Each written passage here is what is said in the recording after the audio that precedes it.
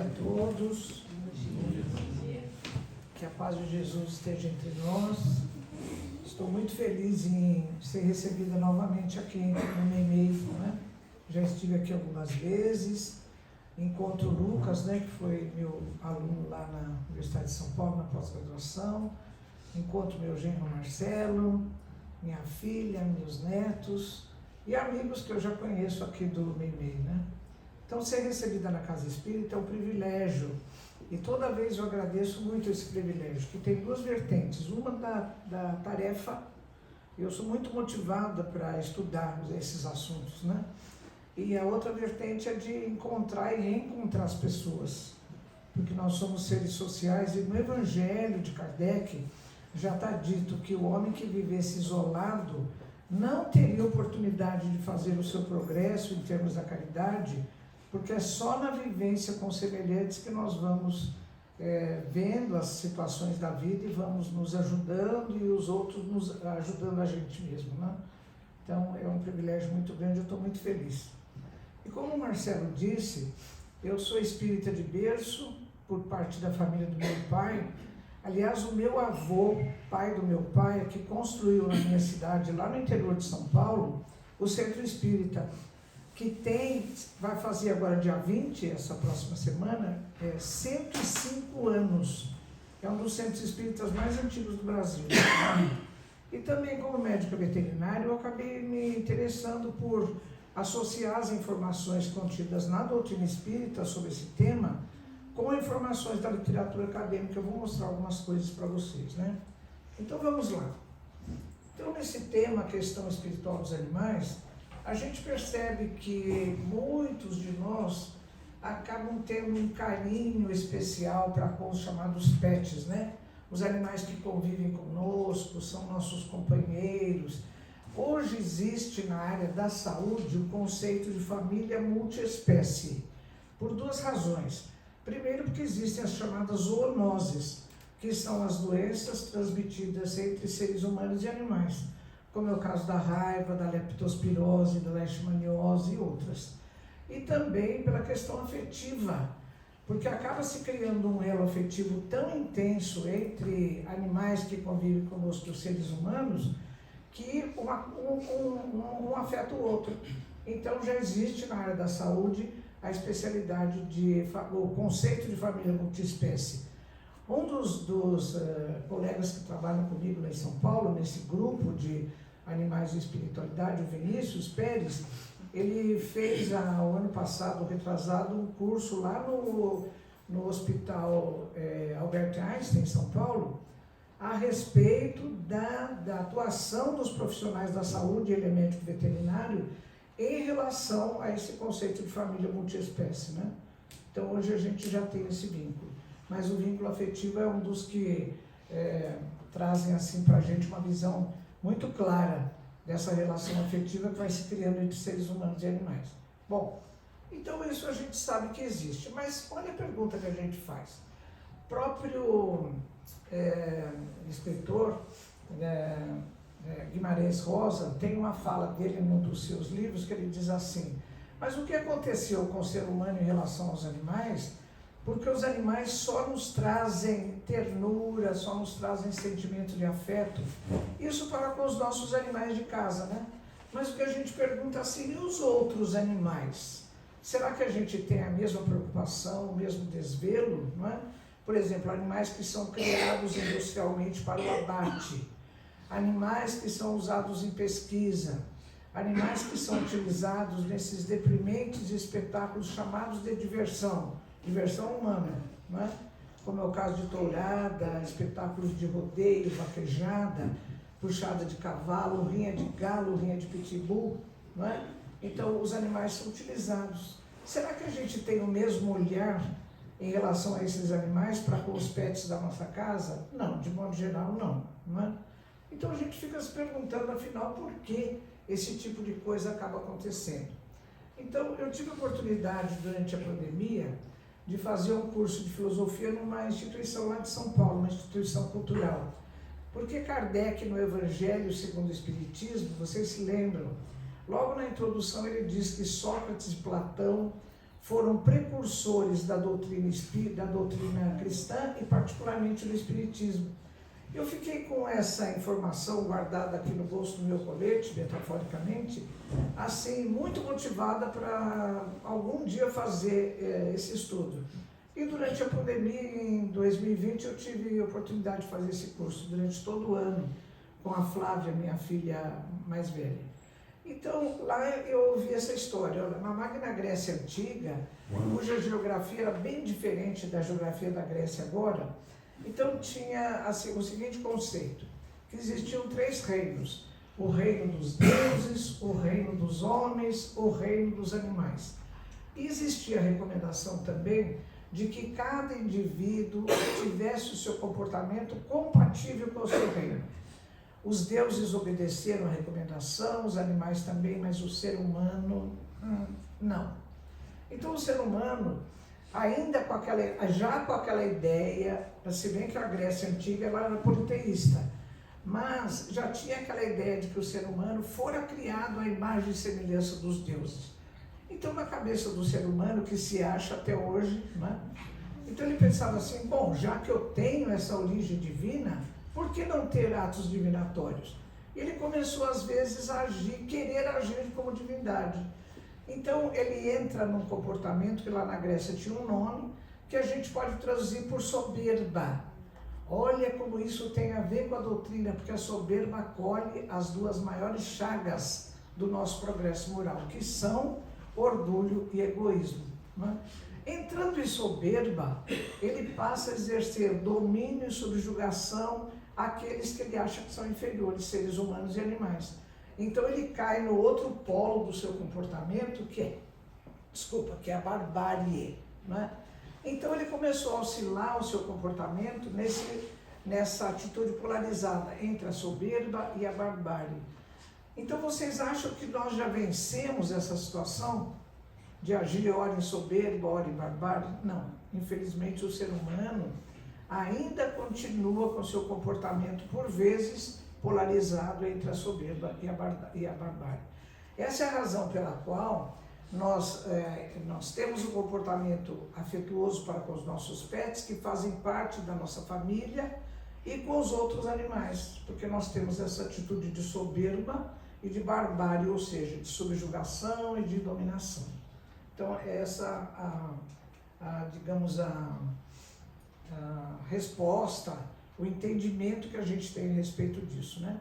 E eu fico pensando que isso talvez seja resíduo que nós temos de um paradigma chamado antropocêntrico, antropós do grego ser humano, que vem de muitos anos, antes até dessa época da Magna Grécia Antiga, que é o do ser humano ser colocado no alto da pirâmide aristotélica. Aristóteles tinha essa concepção de uma hierarquia dos seres. Então era assim, quem estava lá em cima tinha o poder de dominar e de subjugar todos aqueles que estavam abaixo. E nessa representação vocês podem ver que a própria mulher já está abaixo, né? Junto com a baleia, porque não sei. Mas esse paradigma ele já está na UTI e a gente já tem outro paradigma no berço, que é o ecocêntrico, que tira a hierarquia dos seres, né? Então todos os seres criados pelo mesmo Pai estão num grande espaço, numa figura multidirecionada, cada um no seu lugar, cada um com a sua função.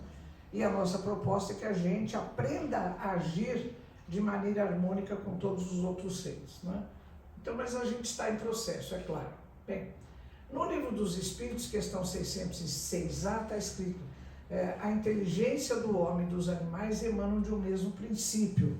Quando a gente vai à questão 27 do Livro dos Espíritos, nós aprendemos que só tem 3 elementos na natureza: o Criador, o Espírito e a matéria. Então, não há por que o ser humano querer se achar diferente, porque o princípio inteligente dos animais e o nosso espírito são de mesma essência, é a mesma coisa, apenas em estágios evolutivos diferentes, né? Então nós temos que nos convencer intelectivamente de que não somos um ser à parte, somos um ser à parte no sentido da responsabilidade que temos para com os outros seres da natureza. Não é? Bom, vamos lá, vamos para frente.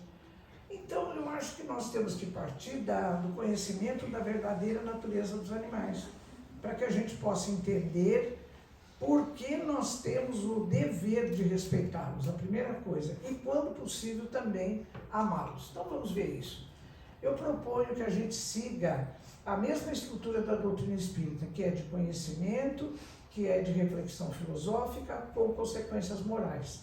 Lembrando que as consequências morais dizem respeito ao exercício do nosso livre-arbítrio, das nossas escolhas. Então, as escolhas nossas em relação ao comportamento com os animais vão depender da maneira como nós conhecemos a sua verdadeira natureza. Eu vou colocar para vocês essa figura de propósito, é o macaco se olhando no espelho, porque eu já vou antecipar. Pela doutrina espírita, nós ficamos sabendo que a natureza dos animais, como a nossa, também é dual. Ou seja, eles têm o corpo físico, mas a sua verdadeira essência também é espiritual, como é a nossa, né? E outra coisa, vocês vão perceber que tudo que eu falar hoje, eu vou citar a fonte, porque tem coisas ainda que são discutíveis. Então, citando a fonte, vocês podem ir a essa fonte e fazer a pesquisa diretamente nela, né? Então, vamos lá. Livro dos Espíritos, questão 597. Kardec pergunta: já que os animais têm uma inteligência que lhes dá uma certa liberdade de ação, há neles um princípio independente da matéria? Eu destaquei essas duas palavras, olha, inteligência e princípio. Kardec vai usar essas mesmas duas palavras em outras perguntas. E também pelo seguinte, quando Kardec fala, bom, já que os animais têm inteligência, vocês perceberam que ele não está perguntando se os animais são inteligentes, ele já está afirmando. Então, na segunda edição do Livro dos Espíritos, que é de 1860, Kardec já nos dizia, nessa pergunta, que os animais são inteligentes. Ele não está perguntando, ele já está afirmando. Ó, já que os animais são inteligentes, a inteligência dele está ligada a um princípio independente da matéria. Ele mesmo está quase respondendo a pergunta, porque se só existem dois princípios, o material ligado à matéria e o espiritual ligado ao espírito, então se está independente da matéria, qual é o outro? É o princípio espiritual, né? E a resposta é positiva. Eu só queria antes lembrar a vocês algumas questões que existem na obra espírita, por exemplo, Livro dos Espíritos, questão 27 e 79, em Gênesis capítulo 11, tem 6, essa informação que eu já passei dos três elementos, o Criador, Espírito e Matéria. E também, no Livro dos Espíritos 24 e 76, já existe a resposta de que a inteligência é atributo do Espírito e não da matéria. Então, qual é a resposta da questão 597? Ela é positiva, sim. A inteligência dos animais está ligada ao princípio espiritual, porque a inteligência é atributo do espírito e não da matéria, né? Bom, com isso a gente fica com a noção de que existe um binômio indissolúvel entre espírito e inteligência. Todo ato de inteligência emana de espírito, seja do ser humano de agora, seja dos animais. Todo espírito também, os atos do espírito são atos de inteligência. Bom, vamos ver a resposta da pergunta. Sim, a inteligência dos animais está ligada ao princípio espiritual inteligente, e ainda vem uma outra informação, e sobrevive à morte do corpo físico.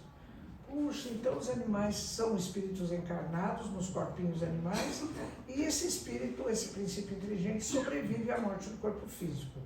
Então eu vou contar para vocês um caso que está relatado no livro Testemunhos de Chico Xavier, da nossa companheira Sueli Caldas Schubert, desencarnada há pouco tempo, vítima de Covid, né? Nesse livro, a Sueli conta que Chico Xavier, na década de 50, por aí, ele se correspondia semanalmente com Vantuil de Freitas, que foi presidente da Federação Espírita Brasileira durante mais de 20 anos. E numa das cartas, datada de 25 de janeiro de 1951, a carta que Chico envia a Vantuil de Freitas conta que o seu cão Lorde, e esse Lorde está em vários relatos dos livros que contam a vida de Chico Xavier. O Lorde foi ficando mais idoso, foi ficando adoentado e morreu. E Chico conta que na hora do desencarne do Lorde, ele vê o espírito de José, seu irmão, já desencarnado, vir acolher nos braços a figura espiritual do Lorde. Eu fico imaginando a beleza dessa cena, não é? Imagina o espírito vir acolher nos braços a figura espiritual do Lorde. E Chico ainda continua essa carta dizendo assim: nos meses que se seguiram, quando José vinha ter a minha presença em espírito, vinha sempre acompanhado da figura espiritual do Lorde. Então, assim, uma das interpretações que a gente pode colocar é de que esse princípio inteligente do Lorde sobreviveu à morte do corpo físico, né? E acompanhou ali o José durante um longo tempo. É uma questão ainda, porque existem outras possibilidades, por exemplo, de forma pensamento, né? Mas isso é uma reflexão que a gente pode fazer, por isso é que eu cito a fonte para vocês de todas as informações que eu estou mostrando aqui. Vamos ver alguns atributos da alma, do princípio inteligente dos animais. Além da inteligência, por exemplo, instinto. Instinto, se a gente ficar ali no portão do Meimei, todo mundo que passar, a gente pensa, bom dia, com licença. Nós estamos estudando um assunto dos animais. Vocês acham que os animais agem por instinto ou por inteligência? Qual vocês acham que seria a resposta mais comum? Não, quem age por inteligência é o ser humano, os animais agem por instinto, né? Resposta incorreta, tanto do ponto de vista acadêmico quanto doutrinário. Porque vocês vão ver aqui na Gênesis, capítulo 3, itens 11 a 13. Lá está escrito assim: o animal carniceiro, deixa eu colocar aqui um predador. O animal carniceiro é impelido pelo instinto a nutrir-se de carne. Porém, as precauções que ele toma, sua previsão em relação às circunstâncias do momento, são atos de inteligência. Olha outra vez uma informação pioneira da doutrina espírita, dizendo que os animais agem por instinto, mas também por inteligência. Outra pergunta que Kardec faz aos espíritos é assim admirável, porque eu acho que nenhum de nós teria essa iniciativa. Na questão 73 do Livro dos Espíritos, Kardec pergunta: instinto é independente da inteligência? Por que ele faz essa pergunta? Porque desde o século XVII, através particularmente de Descartes, René Descartes, que considerava por influência religiosa que sensibilidade e os outros atributos da mente eram próprios da alma, e só quem tinha alma era o ser humano. Automaticamente os animais eram máquinas automatizadas, né? que agiam. Então é como se a gente desse aquela corda atrás do brinquedinho, ou então põe um combustível na máquina e sai andando. Era essa concepção que você tinha de instinto. E Kardec pergunta: instinto é independente da inteligência? Olha a resposta que também é admirável: não, instinto é uma espécie de inteligência. Essa questão que Kardec coloca, hoje ela é comprovada pela etologia, a ciência do comportamento, que foi estruturada como ciência na década de 1950 por Konrad Lorenz. Então hoje a etologia considera o seguinte: no arquivo de memória da criatura, seja ser humano, seja animal, vamos imaginar que tenha várias gavetas. Na gaveta em que o indivíduo coloca aquilo que ele já aprendeu a fazer, inclusive por atos de inteligência, o que todos os indivíduos já aprenderam a fazer? Desde os mais primitivos: aprender a sobreviver, aprender a procriar, a se alimentar, a fugir de agentes aversivos. Já aprendeu? Faz isso automaticamente, instintivamente, coloca numa gaveta e põe o rótulo instinto. Então é a ideia que se tem hoje nesse ramo da ciência chamada etologia, do tal do instinto. Isso já está no Livro dos Espíritos, na questão 73. Muitas das informações que nós temos sobre os animais, pioneiramente, já se encontram na obra espírita. Outro atributo da alma dos animais: os animais reencarnam. Bem, se eles sobrevivem à morte do corpo físico, a gente espera que reencarnem. Então, na questão 599 do Livro dos Espíritos, Kardec pergunta: a alma dos animais pode escolher a espécie em que prefere encarnar-se, né? Então, eu fico pensando na Blanquita, nossa última gata lá, E eu ficava olhando para ela e falava, será que a Branquita vai escolher assim, reencarnar como onça do Pantanal, né? Alguma coisa do tipo? Os espíritos dizem, não, os animais não têm o livre-arbítrio suficientemente desenvolvido para isso.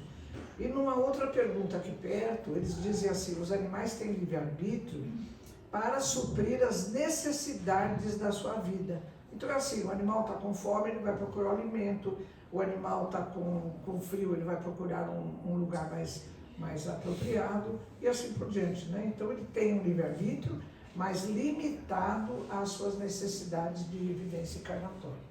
Outra pergunta que Kardec faz em relação a isso é assim, na 601. Os animais seguem uma lei progressiva, entenda-se, reencarnatória, porque todo esse trecho do Livro dos Espíritos trata do processo reencarnatório. Os animais seguem uma lei progressiva pelo processo encarnatório, como os homens, sim. Os animais também progridem através do processo encarnatório. Olha quanta informação nós temos, né? Eu coloquei aqui para lembrar de contar para vocês um outro caso. Né, Lucas? Professor, quando vai ficando mais idoso, começa a contar casos. E a gente ria dos nossos professores, né? Agora sou eu que conto caso. Então eu estou revelando aqui a minha faixa etária. Então, o Divaldo que me contou esse caso, e eu coloquei no meu livro A Questão Espiritual dos Animais. Disse ele que Chico tinha um cachorro chamado Dom Pedrito. Esse cachorro morreu atropelado. O Chico ficou muito aborrecido porque ele sempre foi muito afeiçoado aos animais. E um dia, depois do Dom Pedrito desencarnado, ele estava andando por uma calçada e não tinha percebido que um cachorrinho pequeno vinha acompanhando os passos dele. E segundo o Divaldo, o próprio Emmanuel falou, Chico, para e olha para esse cachorrinho que está te acompanhando. O Chico parou, olhou e falou, por quê? Ele falou, Chico, é o Dom Pedrito que está voltando para você. Então, segundo o relato do Divaldo, que ele fez pessoalmente a mim, esse cão Brinquinho, o Chico pegou o animal, levou para casa e pôs o nome de Brinquinho. Então, esse caso é sugestivo de que o Brinquinho seja a reencarnação do Dom Pedrito. No meu livro A Questão Espiritual dos Animais, eu conto outros casos que me foram passados, eu sempre coloco assim, sugestivos de reencarnação, não é? Porque a gente não tem como afirmar que seja ou que não seja. São casos sugestivos de reencarnação. São casos muito bonitos, né? Outro atributo dos animais, pensamento. Se a gente ficar lá no portão e as pessoas que foram passando, a gente, com licença, bom dia, estamos fazendo o estudo dos animais, vocês acham que os animais pensam? Qual seria a resposta mais frequente, hein, Lucas? Não, quem pensa é o ser humano, né? Os animais não pensam. Resposta errada, tanto no âmbito da doutrina espírita quanto na etologia. E quem diz isso é André Luiz, em Mecanismos da Mediunidade, no capítulo 4, Pensamento das Criaturas. Ele diz assim, olha, esse trecho é muito bonito. Esse macaquinho está pensando, eu quero ver, ele vai falar se eu penso ou não, né? Mas ele fica sossegado porque não sou eu que vou falar, é André Luiz. Em Mecanismos da Mediunidade, ele diz assim, olha, a angelitude transmite o seu pensamento, e André Luiz, lá em Evolução em Dois Mundos, ele fala que o pensamento nunca se transmite sozinho, sempre acompanhado do colorido das emoções. Então ele diz, o pensamento se transmite na angelitude em raios ultra super curtos. Eu penso que deve ser como aquela britadeira de asfalto, né, que faz bzzz, assim. E eu estou entendendo que deve ser o caso, ou um caso aproximado, de Cipriana, naquele livro No Mundo Maior, de André Luiz, né, em que Calderaro e André Luiz estão frente ao processo obsessivo grave de Pedro e Camilo. E eles não dão conta do processo obsessivo. Tanto que André Luiz, na ingenuidade ainda de aprendiz, ele diz a Calderaro, não podemos consolá-los com palavras de conforto. E Calderaro diz, não, André, nesses casos não adiantam palavras. Eles precisam de vibrações de amor que nós ainda não temos. E pedem o concurso de Cipriana, que vem, se materializa no plano deles. Esse trecho é muito bonito, né? André Luiz fala que a imagem dela era tão bonita e tão luminosa que ele quase se ajoelhou em atitude de veneração, né? Cipriano. Depois ele continua nesse livro, Mecanismos da Mediunidade. A mente humana transmite o seu pensamento em ondas curtas, médias e longas, e os animais em ondas fragmentárias.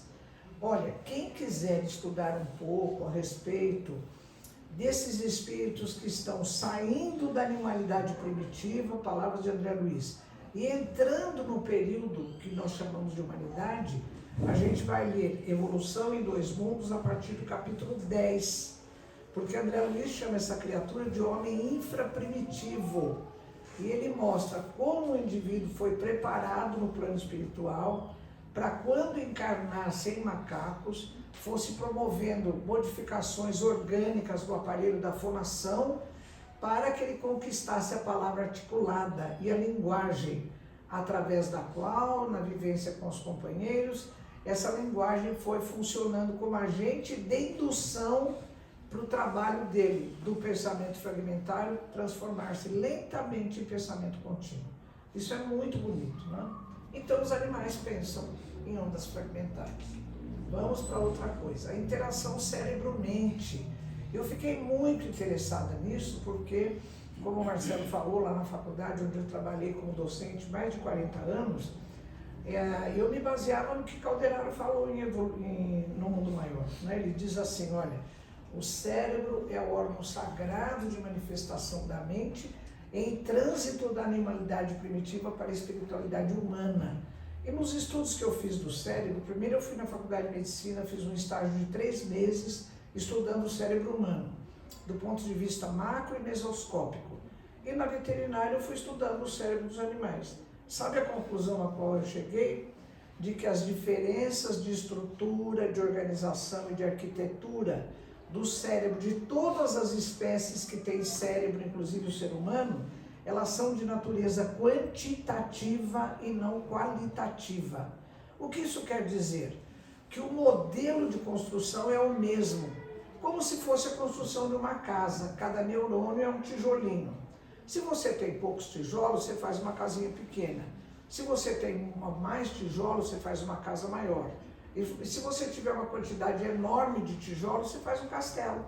Então é assim que acontece. As diferenças são de número de neurônios que acabam organizando-se em circuitarias mais ou menos complexas, que estruturam a manifestação de comportamentos mais ou menos complexos, né? Então é bem isso. O modelo de organização do cérebro é exatamente o mesmo em todas as espécies. Animais e consciência. Será que André Luiz não está abusando, né? Já falou de tanto atributo, consciência. Mas tem sim. Depois eu vou mostrar na literatura acadêmica tudo lá que já está confirmando as informações da literatura espírita. Então Calderaro, no livro No Mundo Maior, capítulo 3, olha o que ele diz.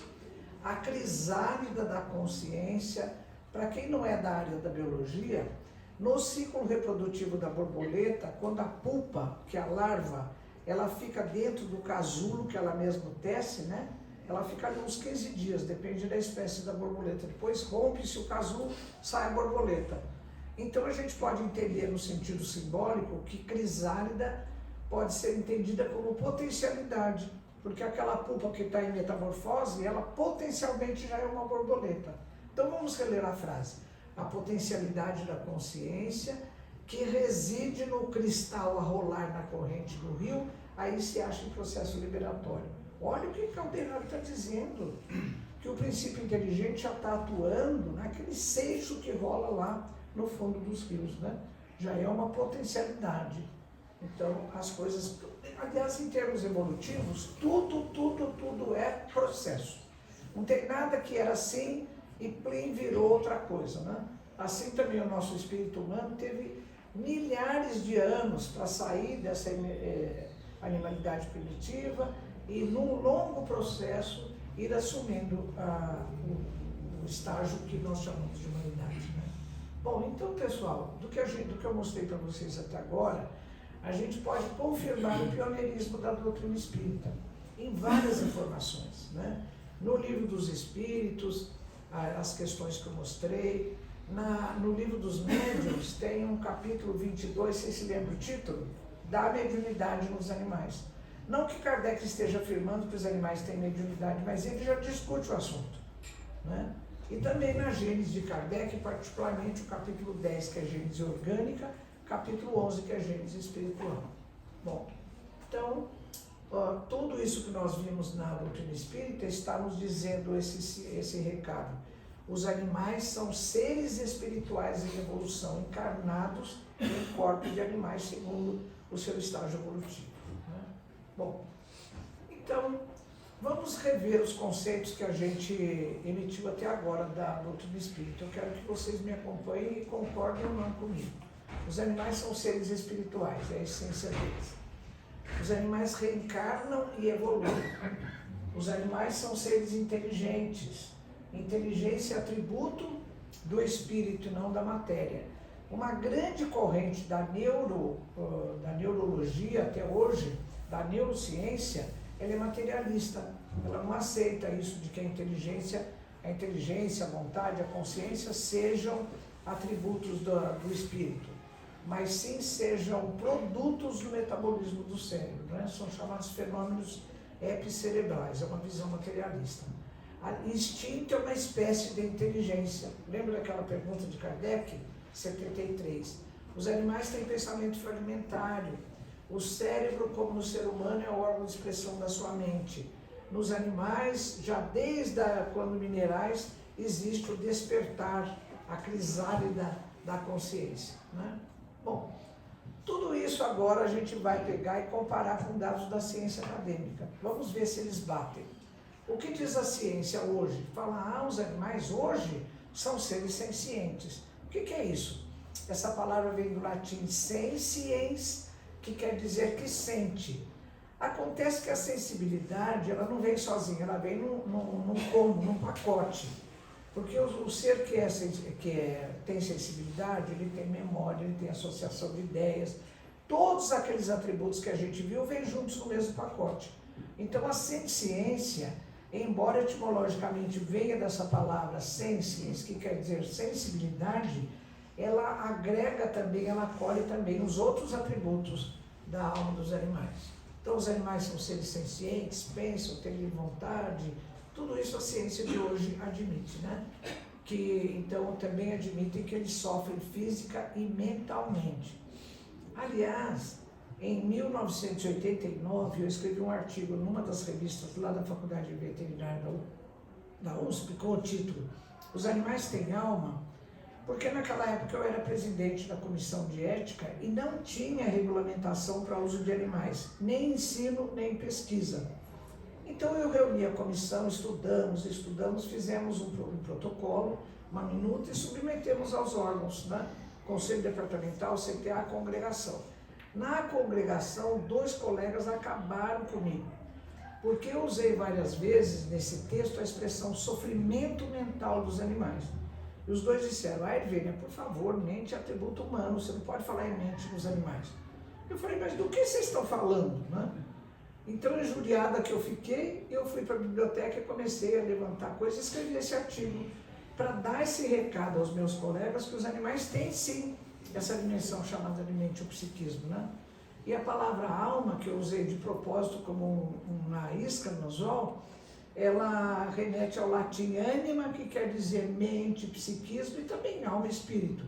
Mas logo no início do artigo eu falo que eu estou me referindo não a essa característica de mente, não a esse aspecto religioso, mas a palavra alma ali que queria focar mente e psiquismo, né? Que é um tributo que os animais têm sim, por que não?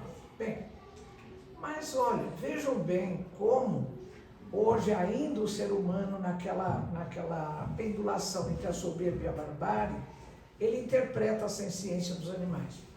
Eu sou voluntária junto ao Fórum Nacional de Proteção e Defesa Animal. Eu faço pareceres técnicos como médico veterinário que vão para o Ministério Público, vai para lá, vai para cá. Bem, então o Fórum mandou para o Senado Federal um projeto de lei para que o Senado não considerasse mais os animais como são considerados como bens semoventes, são coisas, né? Por exemplo, o casal se separa e tem um cão de estimação dos 2, ficam brigando na justiça quem é que vai ficar com o animal. Às vezes um vende para o outro, ou compra o animal. Então é assim que o direito vê os animais. Então o fórum falou, olha, já existem trabalhos na ciência mostrando que os animais são sencientes. E pediu ao Senado Federal que considerasse os animais como seres sencientes. O Senado aprovou, que beleza, foi muito bonito. Então, aprovou os animais são seres sencientes, mas sabe o que consta ali no texto do Senado? Olha, estão fora do âmbito desse projeto de lei animais ligados à agropecuária, são os criados industrialmente para o abate, animais usados em ciência, usados em testes e pesquisas de laboratório, e animais usados em espetáculos culturais, que são os de diversão, tourada, vaquejada, prova de rodeio, rio de galo, circo, né? Então é aquela visão utilitarista do ser humano, dizer assim, peraí, esses animais que eu gosto, que eu tenho em casa, esses são sencientes. Agora, os outros são outra coisa, o que é uma absoluta incongruência, porque ou os animais todos são sencientes ou não são, porque a estrutura orgânica e mental deles tem a mesma essência, né? Então a gente continua ainda com essa visão. Mas tudo bem, vamos lá. São os 3 tipos, então, de animais, de setores, em que o Senado Federal não considera senciência.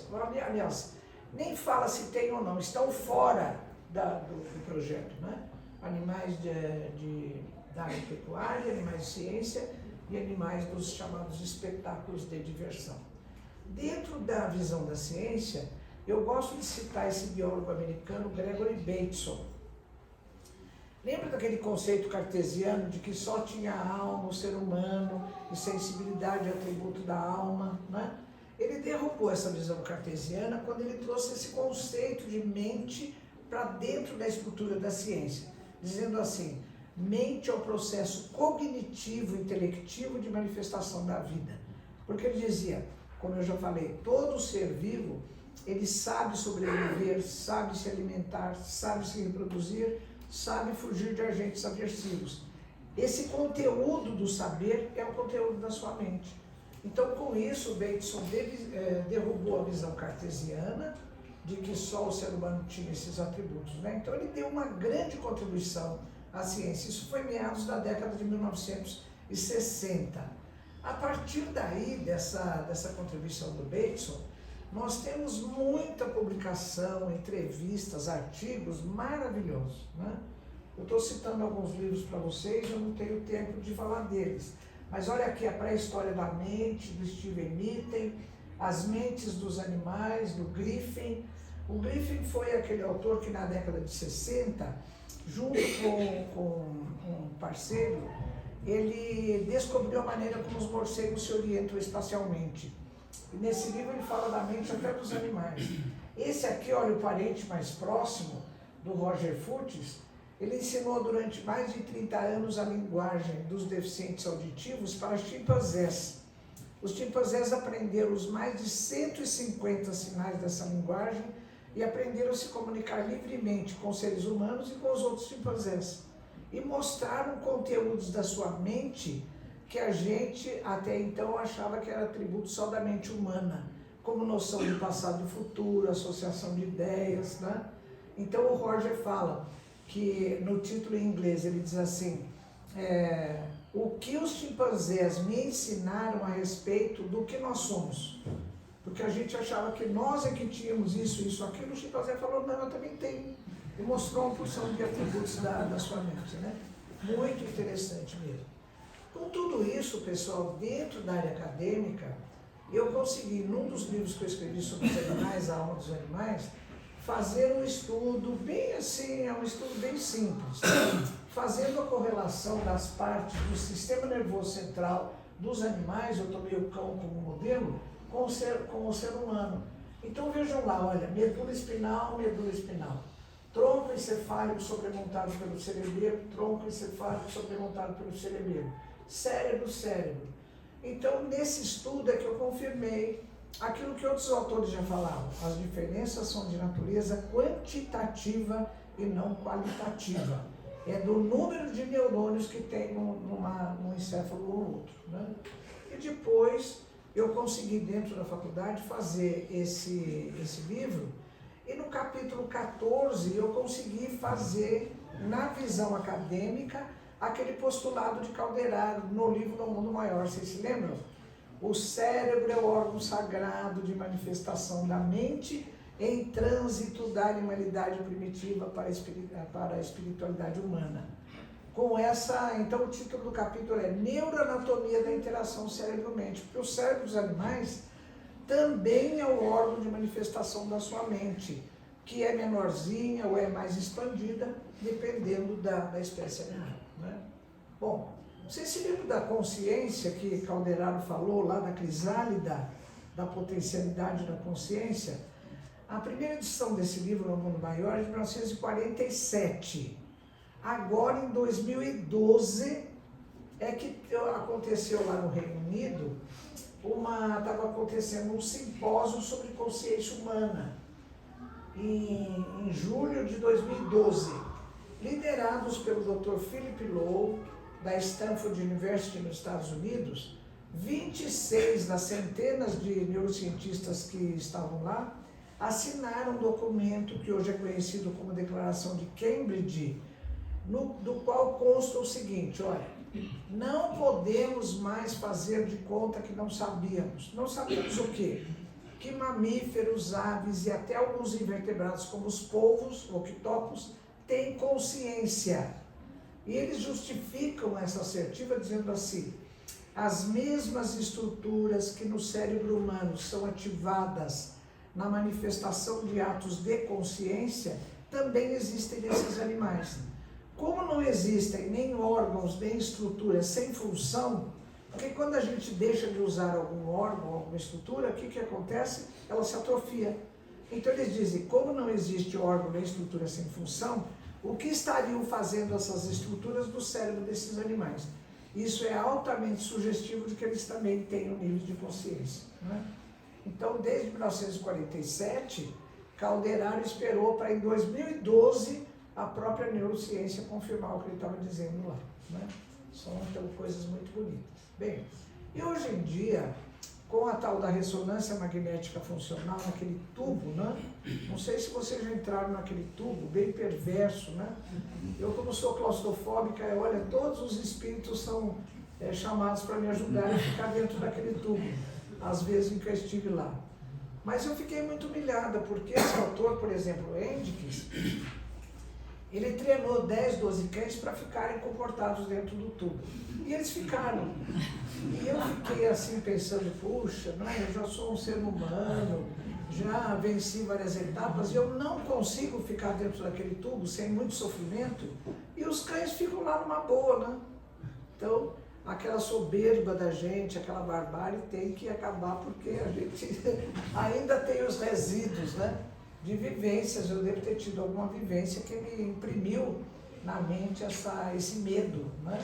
Então aquele tubo não tem nada de assustador. Eu fiquei olhando para ele, fiz as pazes com ele, falei, nossa, o tubo é aberto dos dois lados, é iluminado, tem uma musiquinha suave, mas quando a gente entra naquele tubo, né, já dá uma taquicardia e tudo. Mas vamos falar dos cães.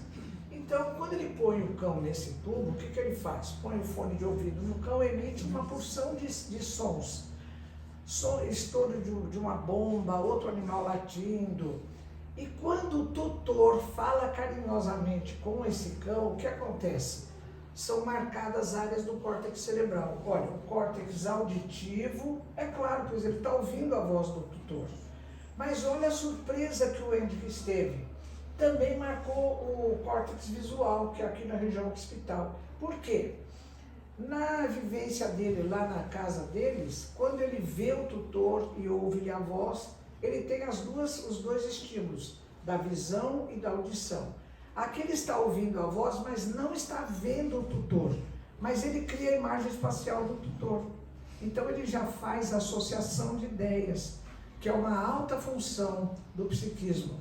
Então isso confirma que esse animal já tem um nível de funcionamento do seu cérebro bem elaborado. E mais ainda, marcou também a área pré-frontal. Nesse livro, No Mundo Maior, de André Luiz, Calderaro fala que a casa mental, nossa e dos animais também, ela tem 3 andares, cada andar interage com uma parte do cérebro, não é? Então, o lobo frontal trabalha com o último andar da casa mental, onde nós, seres humanos, idealizamos metas, ideais que queremos atingir, temos atitudes de alta moralidade, conquistas intelectuais, aquela coisa de você, alguém vir te contar alguma coisa e você fala, entendi, caiu a ficha, é trabalho do lobo frontal, pois marcou o lobo frontal desse campo. Isso significa que ele estava entendendo o que estava acontecendo, né? Que o tutor não estava ali, estava longe, mas ele estava ouvindo a voz dele. Isso dá, então, esse entendimento de que ele tem essa alta função mental também no lobo frontal, como é o nosso caso, né? Então, qual é a conclusão desse trabalho? Então, Ed Colaborador dizem assim, as áreas de percepção e processamento da voz também existem nos cães com padrão funcional semelhante ao apresentado pelos seres humanos. Olha as diferenças de natureza quantitativa e não qualitativa. Esses dados elucidam como os cães podem entrar em sintonia com os sentimentos dos seus tutores. Então, são trabalhos muito bonitos que vêm confirmando aqueles dados da literatura espírita que eu já comentei com vocês, né? Então, vamos ver. Eu já estou finalizando a minha fala. Moral da história, de tudo que a gente falou até agora. Então, o Espiritismo e a ciência acadêmica são concordantes em muitas coisas em relação a esse nosso assunto. Os animais têm mente, inteligência, consciência, memória, capacidade de sofrimento físico e mental, até aí tudo bem. Qual é a diferença? Falta ciência acadêmica e uma grande corrente, como eu disse para vocês, é materialista. Falta a informação pioneira da doutrina espírita de que os animais são seres espirituais em evolução, não é? Porque a neurociência nessa vertente materialista, ela vê só o corpo físico, mas a ciência vai indo, ela vai chegar lá. Eu acho que não são 2 linhas paralelas, são 2 linhas convergentes, porque já existem trabalhos na literatura acadêmica, por exemplo, do Ian Stevenson, que trabalhou com centenas de crianças em todo o mundo que lembravam de reencarnações anteriores. Na conclusão de mais de 40 anos de trabalho, ele diz assim, ele verificou, ele levantou todas as possibilidades de explicação. Ele fala que a mais convincente, a mais aceitável é a da reencarnação. Ele fala, inclusive, que deve haver um elemento intermediário entre a mente que sobreviveu da morte anterior e que está imprimindo no corpo físico de agora as características que ele preservou nesse seu veículo, que ele chama de psicoform, que é o que a gente pode entender como sendo o perispírito da doutrina espírita, né? Então eu acho que vai indo um pouco lá na frente, as 2 linhas, a ciência vai se encontrar com a doutrina espírita. A realidade do espírito, logo a ciência vai nos mostrar, né?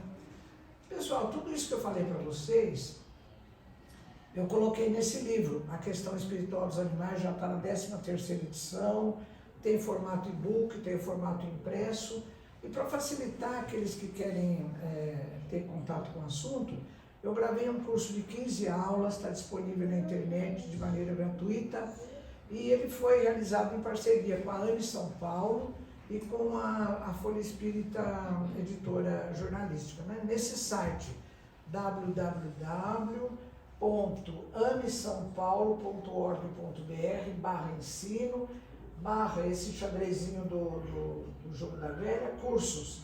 Quando aparecer esse curso, vocês clicam em cima, pronto, viu? Tem ali os vários assuntos que não dá tempo da gente tratar tudo hoje. Bom, qual é a proposta então?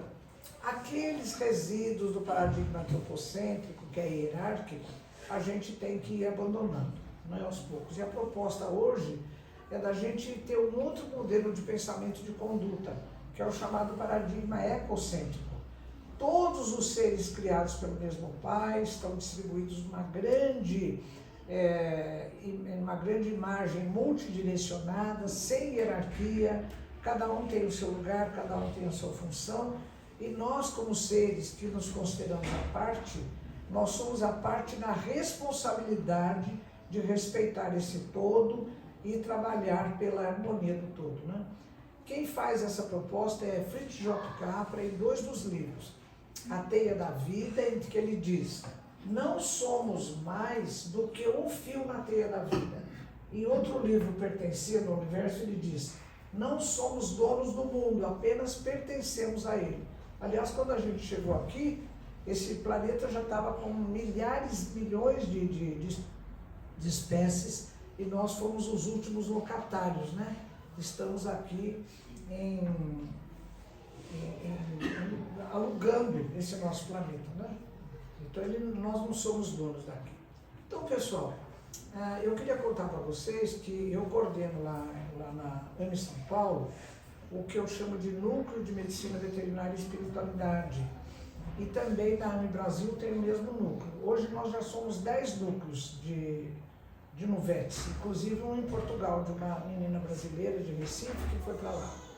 Então eu vou fazer agora, junto com o pessoal da AME São Paulo, o 6º encontro presencial lá na Federação Espírita do Estado de São Paulo. Tanto os encontros do Nuvete São Paulo quanto do Nuvete Brasil, a duras penas, mas eu consegui fazer dentro das federativas em São Paulo, dentro da Federação Espírita do Estado de São Paulo, e do Nuvete Brasil dentro da FEB, lá em Brasília. Nós vamos fazer agora o 5º encontro, mas como ele vai ser virtual, vai ser só uma reunião dos Nuvetes e não vai ter acesso ao público, mas esse aqui é presencial. Então, quem estiver em São Paulo, ou quem tiver parente em São Paulo, amigo em São Paulo, passa essa informação, viu? Que eu vou ter muito carinho em receber todos lá. Então, nós convidamos outros 2 Nuvetes, o Nuvete da AME Santos e o Nuvete da AME Osasco. Vai ser no dia 4 de dezembro, que é um domingo, das 9 da manhã a 12h30, no Auditório Bezerra de Menezes, que é logo no térreo ali daquele prédio da Rua Maria Paula, viu? Vocês estão convidados.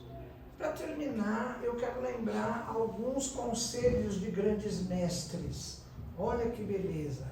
Eu gosto de citar esse filósofo inglês do século XVIII, XIX, que ele dizia assim: olha, nós temos que resgatar no ser humano o sentimento da compaixão, porque na ciência a tal da compaixão tem uma visão muito pejorativa, não é? Herdamos de Claude Bernard, que foi um grande cientista, um grande pesquisador em animais no século XIX, essa ideia de que o pesquisador deve ser frio em relação ao seu objeto de pesquisa.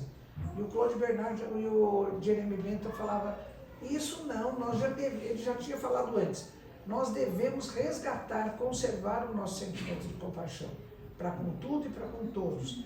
Nem precisaríamos perguntar se os animais são capazes de pensar ou de se comunicar. Bastaria saber se eles são capazes de sofrer. São, nós temos o dever de respeitá-los, né?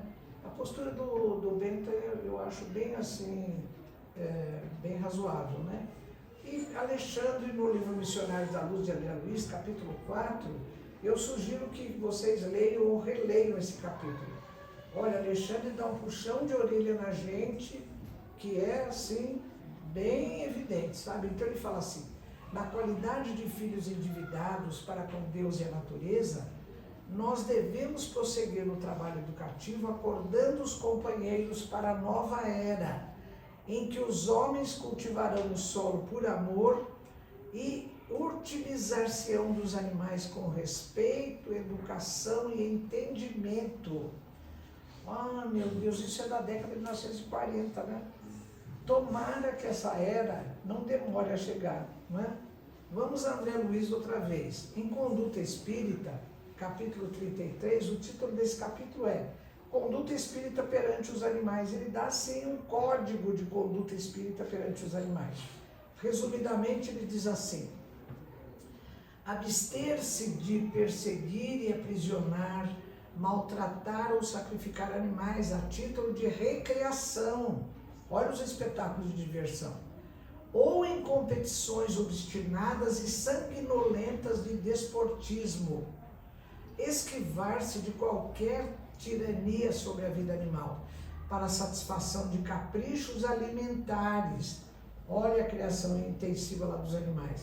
Nem com requintes condenáveis em pesquisas laboratoriais, restringindo-se tão somente aos impositivos justos do bem, não é? Hoje já existe na própria ciência uma vertente chamada ciência do bem-estar animal. É a divisão utilitarista, embora ainda conservando os animais em criação, em abate, em pesquisas, e Emmanuel mesmo fala que isso não vai acabar amanhã. Mas nós temos que ir assim, aliviando o sofrimento dos animais, esperando as belezas de um futuro que virá. Ele vai chegar um dia, né? Nós temos que trabalhar em favor dele. Depois ele continua ainda em Conduta Espírita, nesse mesmo capítulo 33. Opor-se ao trabalho excessivo dos animais. No socorro aos animais doentes, usar os recursos terapêuticos possíveis, sem desprezar mesmo aqueles de natureza mediúnica.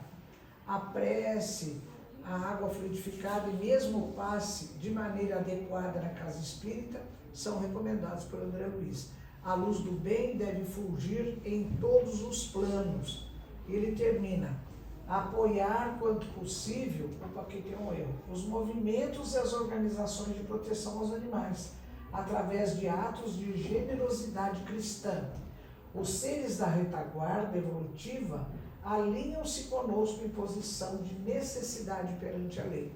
É como dizia o Jeremy Bentham, se eles sofrem, se eles são seres espirituais em evolução, eles têm as mesmas necessidades e os mesmos sofrimentos que nós, não é? E isso já está previsto, o futuro do planeta é luminoso. Já está em Isaías, que viveu entre o século VIII e VII antes de Cristo, no Antigo Testamento. Olha, Isaías capítulo 11, versículos 5 a 7. Olha o que ele diz: a justiça será uma faixa em seu peito e a lealdade o seu cinturão. Que beleza! O lobo conviverá com o cordeiro e o leopardo repousará junto ao cabrito. O bezerro, o leão e o novilho gordo se alimentarão juntos pelo campo, e uma criança os guiará. A vaca e o urso pastarão juntos, seus filhotes dormirão lado a lado, e o leão comerá palha como o boi. Olha, isso já está no Antigo Testamento, 8 séculos antes de Cristo. Ou seja, o nosso futuro é muito promissor. Nós estamos ainda numa fase transitória, não é? E para terminar, pessoal, como nós estamos no mês de outubro, em que a gente comemora no dia 4 de outubro o dia de Francisco de Assis, eu vou terminar com uma das histórias dessa grande figura luminosa, Francisco, nascido em Assis, né? É a história de Francisco de Assis e o lobo de Gúbio. Vocês já ouviram essa história? Acho que alguns já, né? Então é mais ou menos assim, tem várias versões. Então é mais ou menos assim. Logo que ele se separou da casa paterna, em que ele resolveu viver assim na pobreza e no comportamento mais simples, ele foi morar em Gúbio, que é uma outra cidade lá da Úmbria, que é aquela região da Itália, que tem Assis, que tem Gúbio e outras cidades. E ele ficou lá.